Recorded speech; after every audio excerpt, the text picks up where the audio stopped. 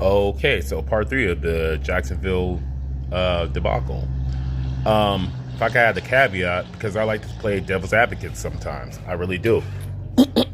Because I know for one thing that they had warned this man many a times. Just hand him your license and registration, and you probably would have gotten out there like lickety split, and that's fine. Um, but the thing is, like, you got to realize that officers are people too. They have people to get home to too. Understand? And the thing is, when somebody's defiant off the bat, that puts them at a very, like, adrenaline heightened sense that we all would be at if we were in their position. Because once somebody denies something as simple as your license and registration, wouldn't you feel a little bit like off? Like, all right, what's he hiding? Or what's he probably got in the car? There's plenty of times where officers have been shot and killed, approaching a car. We know in the hood, they tell you don't ever approach a car when somebody calls you over. I was taught that from a very young age. And so my only caveat is, if he would have complied, it would have been much better for the situation. He probably wouldn't have went through what he went through. And like I said, I know your pro-blacks are going to come at me on this too. But I really don't give a fuck, because I've been pulled over many a times. Many a times I knew I was in the wrong. And any ass beating that I've gotten from police, I mean, I've been pulled over dozens of times.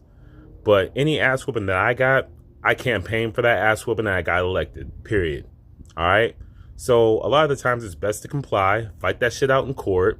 If you didn't have license and registration and, your car's about to get, I've lost many whips. If you're not properly paperwork to be out there on the road, then guess what? You're rolling the dice and your car can get took from you. So I don't know anything about, what the situation was with his paperwork, but that could have played a factor in it too. He probably didn't want to lose his whip. And I'm speaking speculatively, not objectively. And that's another thing we needed to take into consideration. So the thing is, pattern recognition is a real thing. I mean, if you've been fucked over by people, that you didn't think meant you no harm, but it's happened to you many a times, you're going to start to, practice pattern recognition.